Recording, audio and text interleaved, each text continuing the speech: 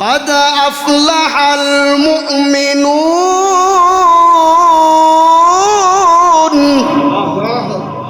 الذين هم في صلاتهم خاشعون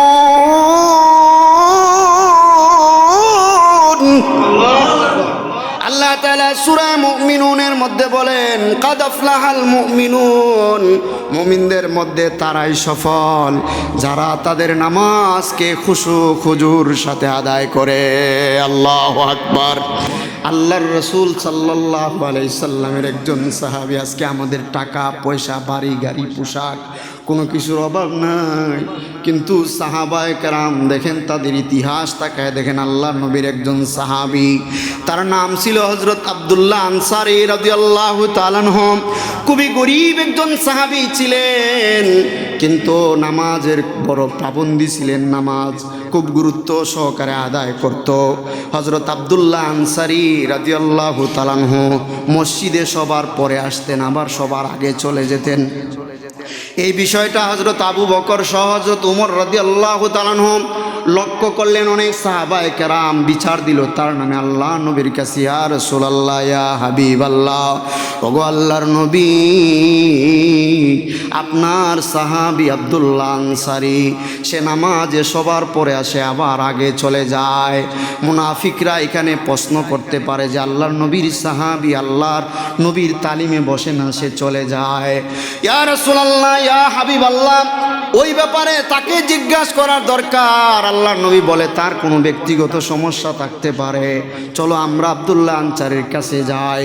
আল্লাহ নবী সাল্লাল্লাহু আলাইহি সাল্লাম কয়েকজন সাহাবী সহ হযরতে আব্দুল্লাহ আনসারীর বাড়ির কাছে গেলেন। গিয়ে দেখতে পায় আব্দুল্লাহ আনসারী দরজা বন্ধ। আল্লাহ নবী সাল্লাল্লাহু আলাইহি সাল্লাম সালাম দিলেন, সালামের কোনো জবাব আসে না। দ্বিতীয়বার আল্লাহ নবী সালাম দিলেন, সালামের কোনো জবাব আসে না। তৃতীয়বার আল্লাহ নবী সালাম দিলেন, সালামের কোনো জবাব আসে না। আল্লাহ নবী সাহাবায়ে কেরামদেরকে বলে, ও সাহাবীরা, সম্ভবত তারা কোনো সমস্যার মধ্যে আছে, চলো আমরা চলে যাই।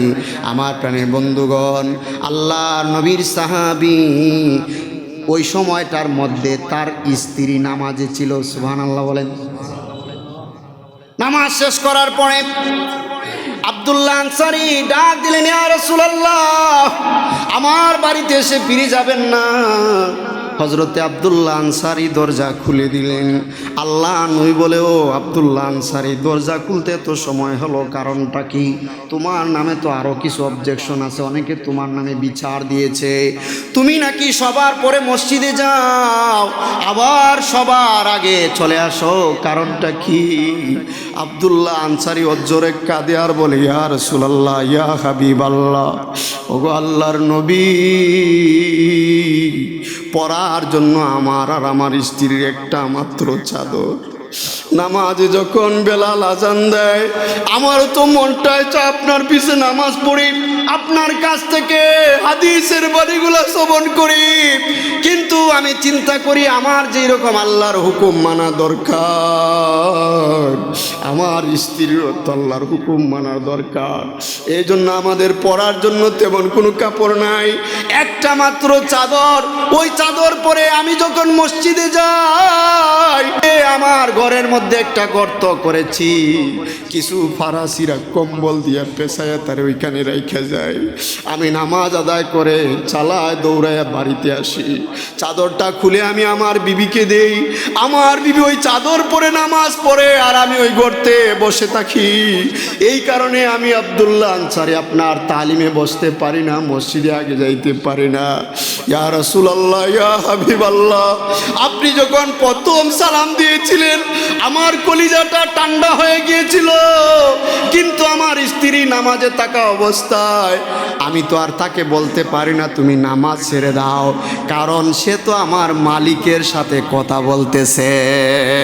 সুবহানাল্লাহ।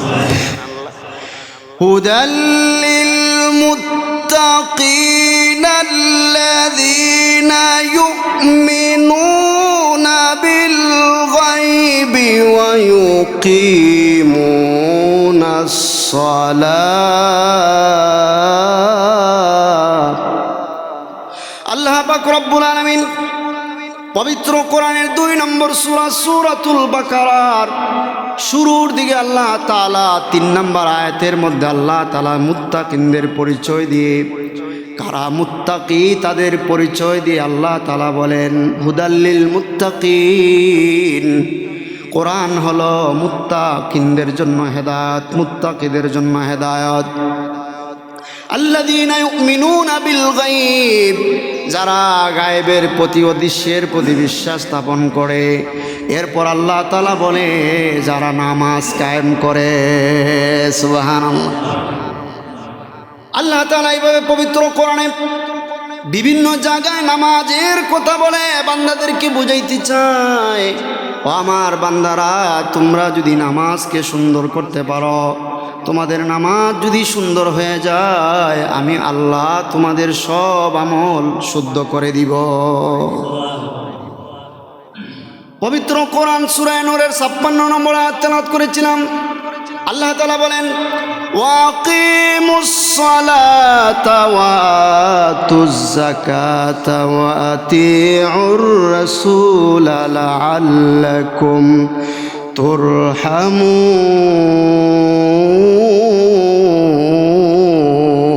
আল্লাহু আকবার। আল্লাহ পাক রব্বুল আলামিন বলেন ওয়াকিমুস সালাম, তোমরা নামাজ কায়েম করো, ওয়াতুজ যাকাত, যাকাত দাও, ওয়াতিউর রাসূলা, রাসূলের আনুগত্য করো, লাআল্লাকুম তুরহামুন, যাতে তোমরা রহমত ও রহমত ও আল্লাহর অনুগ্রহ প্রাপ্ত হতে পারো। সুবহানাল্লাহ। আমার প্রাণের বন্ধুগণ, এইভাবে পবিত্র কোরআনে বিভিন্ন জায়গায় আল্লাহ তাআলা বান্দাদেরকে নামাজের আদেশ দিয়ে অপর আয়াতে সূরা বাকারার 43 নম্বর আয়াত আল্লাহ তাআলা বলেন ওয়াকিমুস সালাতা ওয়া আতুজ যাকাতা ওয়ারকাউ মা'আর রাকিঈন। আল্লাহ তাআলা বলেন তোমরা নামাজ আদায় করো, রুকু করো তাদের সাথে যারা রুকু করে। সুবহানাল্লাহ। আল্লাহ তাআলা এই আয়াতের মাধ্যমে আল্লাহ তার বান্দাদেরকে বুঝাইতে চায়, আমার বান্দারা তোমরা জামাতের সাথে নামাজ আদায় করো। সুবহানাল্লাহ। অপর সূরা বাকারা 238 নম্বর আয়াত আল্লাহ তাআলা বলেন হাফিজু আলাস সালাওয়াতি ওয়াস সালাতিল উসতা ওয়া কুমু লিল্লাহি কানিতিন।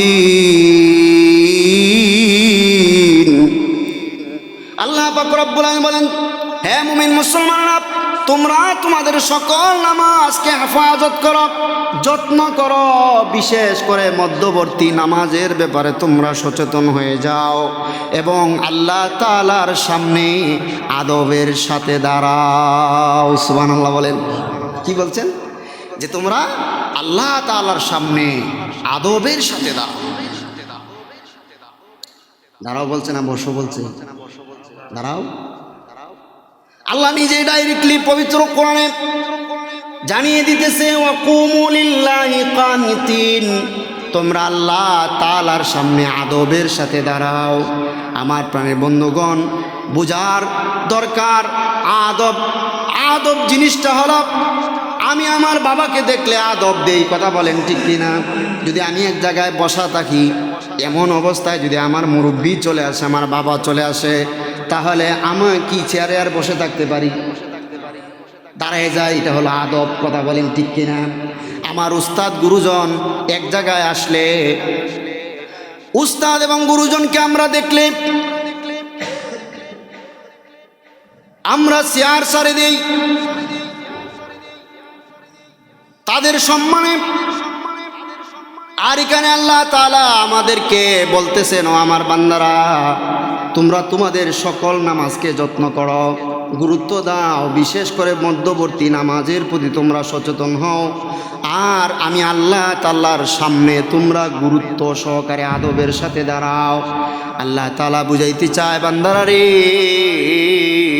যতক্ষণ পর্যন্ত তোমার শক্তি আছে, সামর্থ্য আছে, তুমি আমি আল্লাহর সামনে যদি আদবের সাথে দাঁড়ায় যাও, তাহলে আমি আল্লাহ তোমাদের জিন্দেগির গুনাহগুলি মাফ করে দিব। সুবহানাল্লাহ বলেন। এইভাবে পবিত্র কোরআনে ডর্জন ডর্জন আয়াত আছে। আল্লাহ তাআলা বান্দাদেরকে নামাজের আদেশ করেছেন। আল্লাহ তাআলা বান্দাদেরকে বুঝাইতে চায়, আমার বান্দারা নামাজ এত গুরুত্বপূর্ণ, নামাজ এত দামি। আল্লাহ তাআলা যেখানে মুমিন মুসলমানদের আলোচনা করেছেন, সেই জায়গার মধ্যে আল্লাহ তাআলা নামাজের আলোচনা করে বান্দাদেরকে বুঝাইতে চায়, নামাজ সুন্দর করো, নামাজ খুজুর সাথে আমি মালিককে সামনে নিয়ে নামাজ আদায় করো। যদি করতে পারো তাহলে তোমার জিন্দেগি আমি আল্লাহ দুনিয়া এবং আখিরাতে সফল করে দিব। সুবহানাল্লাহ। হাদিস সংকলন, যারা হাদিস সংকলন করেছে, লিখেছে হাদিসের কিতাবে, আল্লাহর হাবিব সাল্লাল্লাহু আলাইহি সাল্লাম বলেন, যদি কোনো মানুষ হাদিসের মধ্যে অহরহ প্রমাণ পাওয়া যায়, যারা আল্লাহ তাআলার জন্য, আল্লাহ তাআলার সন্তুষ্টির জন্য খুজুর সাথে নামাজ আদায় করবে, আল্লাহ তাআলা দুনিয়াতে তাদেরকে 5টা পুরস্কার দিবে। সুবহানাল্লাহ বলেন। কয়টা পুরস্কার? 5টা পুরস্কার আল্লাহ তাদেরকে পুরস্কৃত করবে। এর মধ্যে একটা পুরস্কার হলো আল্লাহ তাআলা তার দুনিয়ার রিজিকের অভাব দূর করে দিবে। সুবহানাল্লাহ বলেন। যে রিজিকের জন্য মানুষ দুনিয়ার যা আছে সব খাইতে চায়, কথা কোন ঠিক কিনা? সামনে যা পায় কোনো ইজবাস নাই, হালাল হারাম দেখা দেখি নাই, যা পায় তাই খাইতে চায়, আছে না নাই? খাওয়ার সময় বিশেষ করে আমাদের বাংলাদেশের মানুষ আগ্রহী, কথা কোন ঠিক কিনা? 3 জন বন্ধু ছিল, পরম বন্ধু। একজন খ্রিস্টান, আর একজন ইহুদি, আর একজন মুসলমান। তারা এক জায়গায় সফরে বেরিয়েছে, কিছু রুটি আছে তাদের সাথে। অনেক জায়গা সফর করার পরে কিছুক্ষণ পরে গিয়ে একটা গাছের নিচে এরা আশ্রয় নিছে, একটু জিরানোর জন্য বিরতি দিছে। তো রুটি যা ছিল 3 জন বন্টন করে খাইছে, একটা রুটি রয়েছে। তো যে ইহুদি সে বলতেছে একটা তাক পরে আমরা আবার খাইব। মুসলমান যে কইতেছে না, যেটা যেহেতু রয়েছে তাক, আমরা একটু বিশ্রাম নেই, আমরা একটু ঘুমাই, ঘুমানোর পরে যে আশ্চর্যজনক স্বপ্ন দেখব সে রুটি দেখাই। 3 জন কি ঘুমাই গেছে। কিছুক্ষণ পরে যে ব্যক্তি মুসলমান, সে ঘুম থেকে উঠিয়া, হেরা 2জন তো ঘুমাই দিচ্ছে, ঘুম থেকে একটা রুটি খাইছে, খাইয়ে হ্যাঁ আসলে হ্যাঁ ঘুমাইছে না, হেরা 2জন ঘুমাই দিচ্ছে, পরিশ্রম করছে। যে ব্যক্তি ইহুদি আর খ্রিস্টান তারা 2জন ঘুমাইতেছে, আর সে উঠে কি রুটি খাইছে, খাইয়া চিন্তা করতেছে কি করব। তখন যে ইহুদি সে স্বপ্নের থেকে উঠে বলতেছে, আমি এক আশ্চর্যজনক স্বপ্ন দেখছি যে আমাদের ধর্মগুরু আমাকে স্বপ্নের থেকে দেখাইতেছে রুটিটা আমি খাইনি। সে নিজে নিজেই ঘুম থেকে উঠে বলতেছে, তোমরা উঠো। এর মধ্যে যে খ্রিস্টান আছিল সেও উঠে কয়, আমিও দেখছি আমাদের ধর্মগুরু আমাকে রুটি খাইতে বলছে। তাহলে 2 জনে কি স্বপ্নে দেখছি? রুটি তো আগে খাই লেছি। হে কি ঘুমে না সজা হে সব শুনতেছে, ঘুমায় ঘুমায় কি সব শুনতেছে। তখন কয়তে তারে জাগাও, রুটি তো খাইতেইব। তারে জাগাইছে, সে তো ঘুমে না, সে তো সজাগ, তাদের সব কথা শুনতেছে। তখন তারা একটা নির্ণয় তুলছে, তুলে কইলো তো রুটি খাওয়ার সময় হয়েছে, আমরা 2 জনে স্বপ্নে দেখছি আমাদের ধর্ম যাজকরা আমাদেরকে দেখাইছে যে রুটি আমরা খাবো, রুটি দাও। সে মুসলমান যে হে কইতেছে, আমি তো হঠাৎ করে ঘুম থেকে উঠে দিই একটা বিশাল দেও আইছি, আই আমার কইতেছে, মুসলমান ব্যক্তি তুমি সালা রুটি খাও, নাইলে তোমার এখন শেষ করে দেবো। এখন আমি যান বাঁচাইতে গিয়ে রুটি খাইছি। কয়তে এত বড় একটা বিপদ আইছে তোমার উপরে, তুমি আমরা ঘুম থেকে জাগাইতে পারছো না? আরে ভাই কামরা কি করলাম, তোমার এত বড় বিপদ গেছে। কয় ভাই তোমরা জাগাইমু কেমনে? তোমরা তো স্বপ্নে তোমাদের ধর্মযাজকের সাথে কথা বলতেছো, এই অবস্থায় কি তোমাদেরকে আমি জাগাইতে পারি? নাউজুবিল্লাহ কইবেন না। কত বড় চালাকি দেখেন, খাওয়ার জন্য। কিসের জন্য? খাওয়ার জন্য। অথচ এতটুক চিন্তা করলো না যেটা আমার জন্য হালাল হবে না হারাম হবে। সে খাওয়ার জন্য ঘুমায় নাই, না ঘুমাইয়া এরা দুইজন স্বপ্নের থেকে যা দেখছে, হে রুড়ি খাওয়ার জন্য এত বড় একটা মিথ্যা নাটক সাজাইছে। নাউজুবিল্লাহ বলেন। আমরা হলাম আজকে এই ধরনের মুসলমান, হালাল আর হারামের কোনো চিন্তা নাই, সামনে যা আসে তাই আমরা খাওয়ার চিন্তা করি। অথচ আমাদের মালিক আমাদেরকে বলেছেন, ও দুনিয়ার মানুষেরা, তোমরা যদি সফল সার্থক হতে চাও তাহলে নামাজ কায়েম করো, নামাজ পড়ো। আল্লাহর নবী সাল্লাল্লাহু আলাইহি সাল্লাম বলে, ও দুনিয়ার উম্মতেরা, তোমাদের নামাজ যদি ঠিক করতে পারো তাহলে আল্লাহ তাআলা তোমাদের দুনিয়ার সমস্ত রিজিকের অভাব দূর করে দিবে। সুবহানাল্লাহ। কিন্তু যেই নামাজের কারণে আমাদের রিজিকের অভাব দূর হবে, আজকে সেই নামাজের ব্যাপারে আমরা উদাসীন। 2 নাম্বার, আল্লাহর নবী সাল্লাল্লাহু আলাইহি সাল্লাম বলে, 2 নাম্বারে আল্লাহ তাআলা মৃত্যুর পরে তার কবরের আযাবকে মাফ করে দিবে। সুবহানাল্লাহ। 3 নাম্বার, ওই ব্যক্তি যখন মারা যাবে তার কবরে আযাব মাফ হয়ে যাবে। 3 নাম্বার, ফুল সেরাতের ফুল আল্লাহ তাআলা বিজলির সাথে তাকে পার করে দিবে। বলেন সুবহানাল্লাহ। 4 নাম্বার, আল্লাহ তাআলা তার ডান হাতে আমলনামা দান করবে। 5 নাম্বার, বিনা হিসাবে তাকে জান্নাত দান করবে। একটু চিন্তা করার বিষয়, নামাজ কত দামি, নামাজ কত দামি, কিন্তু আজকে এই নামাজ আমরা পড়ি না। নামাজের প্রতি অবহেলা, আজকে নামাজের প্রতি আমি নিজেও গুরুত্ব দেই না, পরিবারের কাউকেও পড়ার জন্য তাগিদ করি না। আমার বন্ধুগণ চিন্তা করেন, যেই দুনিয়ায় মানুষ যেই পেটের জন্য, খাবারের জন্য হালাল হারাম চায় না, ভাইকে মারে, বোনকে মারে, আত্মীয় স্বজনকে মারে, প্রতিবেশীকে মারে, দলের মানুষকে মারে, আদলের মানুষকে মারে, সেই খাবারের গ্যারান্টি দিয়ে আমার নবী বলেন, দুনিয়ার মানুষ তোমরা যদি নামাজ ঠিক করো তাহলে আমার আল্লাহ তোমার রিজিকের অভাব দূর করে দিবে। সুবহানাল্লাহ। যেই কবরে কোনো সাথী থাকবে না, বাতি থাকবে না, আত্মীয় স্বজন কেউ আপনার সঙ্গী হবে না, আল্লাহর নবী বলেন, যদি তোমার নামাজ ঠিক হয়ে যায় আমার আল্লাহ তোমার কবরের আযাবকে মাফ করে দিবে। সুবহানাল্লাহ বলেন। যেই ফুল সিরাতের ফুল খুবই চিকন, খুবই ধারালো, যেই 30,000 বছরের রাস্তা, কেউ কেউ বর্ণনা করেন 50,000 বছরের রাস্তা, যে রাস্তা পার হওয়া অসম্ভব, আমার আল্লাহ এই রাস্তা বিজলির সাথে পার করায়া দিবে। সুবহানাল্লাহ। কাল কিয়ামতের কঠিন ময়দানে কেউ কারো সাথী হবে না, মা তার ছেলেকে ভুলে যাবে, ছেলে তার মাকে ভুলে যাবে, সবাই হায় হায় ইয়া নফসি ইয়া নফসি করতে থাকবে, সবাই কাঁদবে কাঁদবে, হায় আমাকে বাঁচাও আমাকে বাঁচাও, চিৎকার করতে থাকবে। এত দূরের সূর্য আল্লাহ তাআলা মাথার 9 ইঞ্চি উপরে এনে দিবে, সবাই যার যার পাপীদের ঘামে ঘামতে ঘামতে কেউ সাঁতরাতে থাকবে, কারো হাঁটুইমা, কারো কোমরিমা পানি হয়ে যাবে, কেউ হাবুডাবু খাবে, কেউ কারো আদারে যাবে না। ওই কঠিন ময়দানে আল্লাহ তাআলা নামাজি ব্যক্তিদের ডান হাতে আমলনামা দিবে। সুবহানাল্লাহ বলেন। কত কত মর্যাদা, কত দামি এক আমল, সে আমল আজকে আমরা ছেড়ে দিয়েছি। শুধু তাই না, আল্লাহ নবী বলেন, আল্লাহর নবী যেহেতু বলছেন এটা নিশ্চিত পুরস্কার, কথা বলেন ঠিক কিনা? আল্লাহর নবী বলেন, যার নামাজ ঠিক হয়ে যাবে, যে নামাজকে গুরুত্ব দিয়ে পড়বে, আল্লাহ তাআলা বিনা হিসাবে তাকে জান্নাত দান করবে। সুবহানাল্লাহ বলেন। সে নামাজ, অথচ সাহাবায়ে কেরামের নামাজ কত সুন্দর, আল্লাহ যেই রকম বলছে, নবী যেই রকম পড়ছে, সাহাবীরাও ঠিক সেই রকম চেষ্টা করছে। আল্লাহু আকবার বলেন। আল্লাহ তাআলা বলেন, ওই নামাজিরা সফল কাম যারা তাদের নামাজ খুশু খুজুর সাথে আদায় করে। সুবহানাল্লাহ বলেন। قد أفلح المؤمنون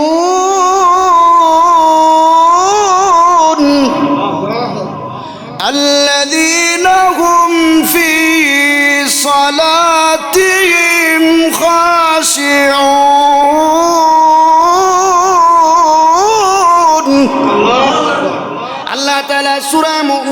মধ্যে বলেন কাদ আফলাহাল মুমিনুন, মুমিনদের মধ্যে তারাই সফল যারা তাদের নামাজকে খুশু খুজুর সাথে আদায় করে।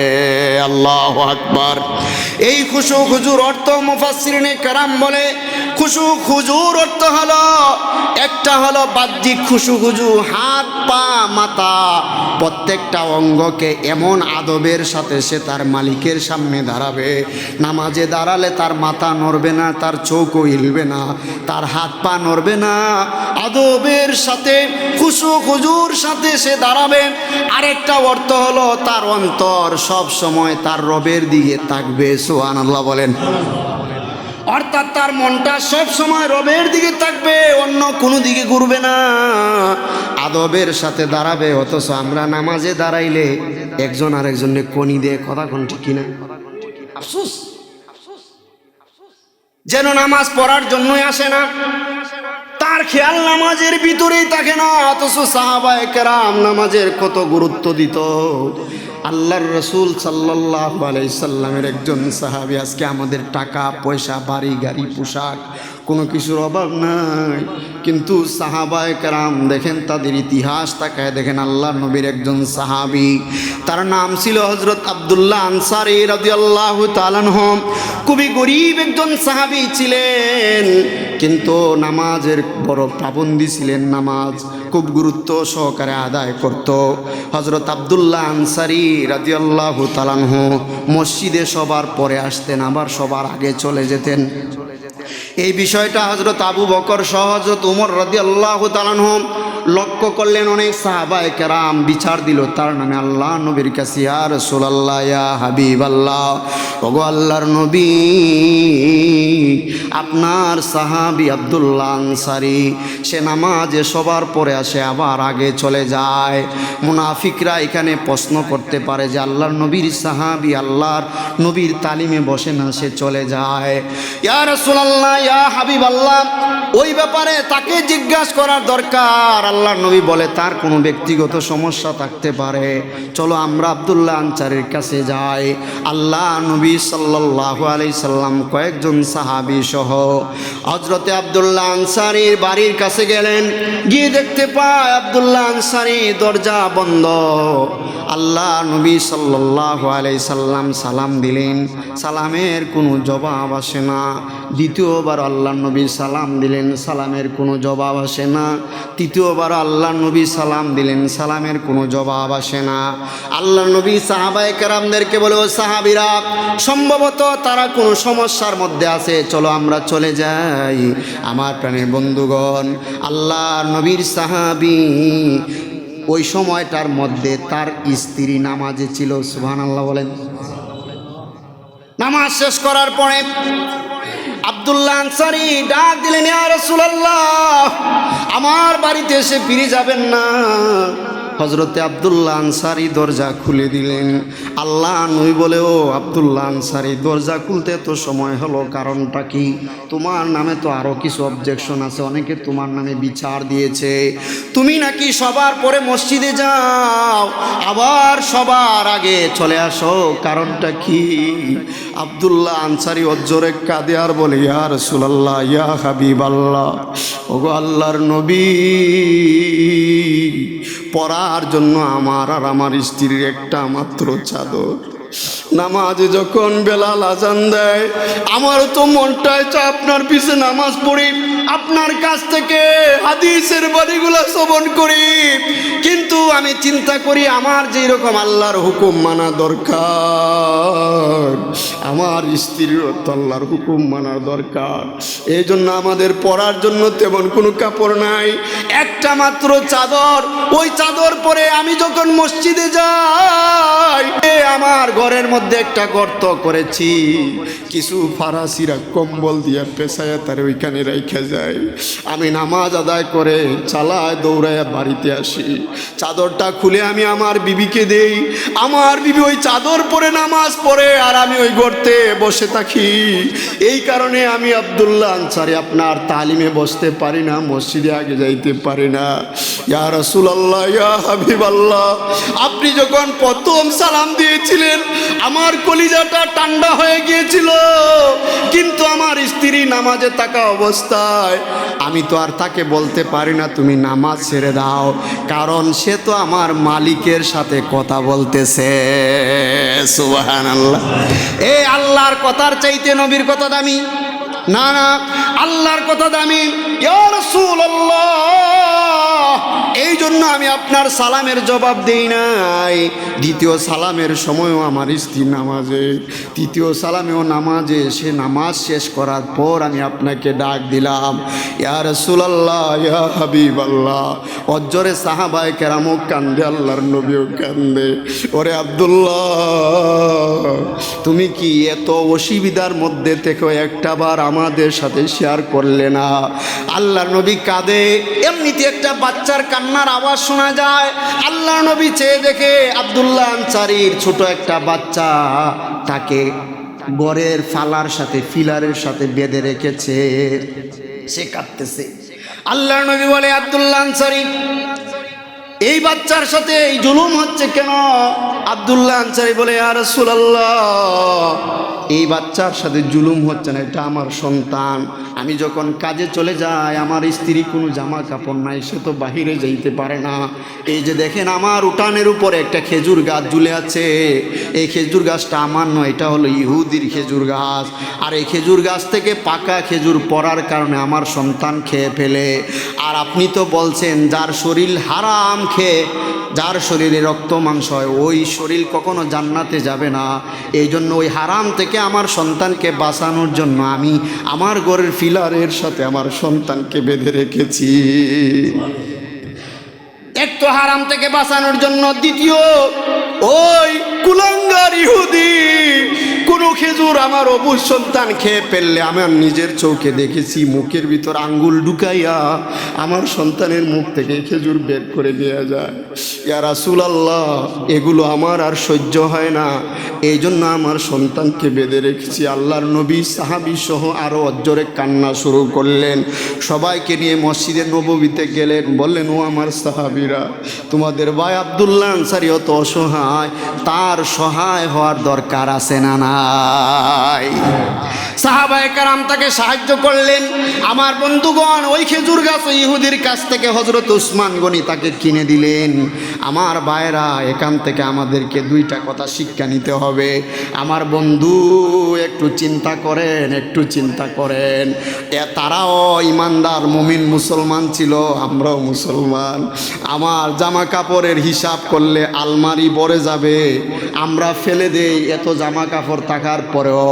প্রশ্ন যদি করি, ভাই আসো না নামাজের জন্য, কয় আমার কাপড় ভালো না। আরে কপাল পোড়া সাহাবাদের জিন্দিগি দেখো। আজকে টাকা পয়সার তোমার অভাব নাই, তুমি কিসের মুসলমান? বললে বলো তোমার কাপড় নষ্ট। মুমিন মুসলমানদের তো কাপড় নষ্ট হওয়ার কথা ছিল না, কথা বলেন ঠিক কিনা?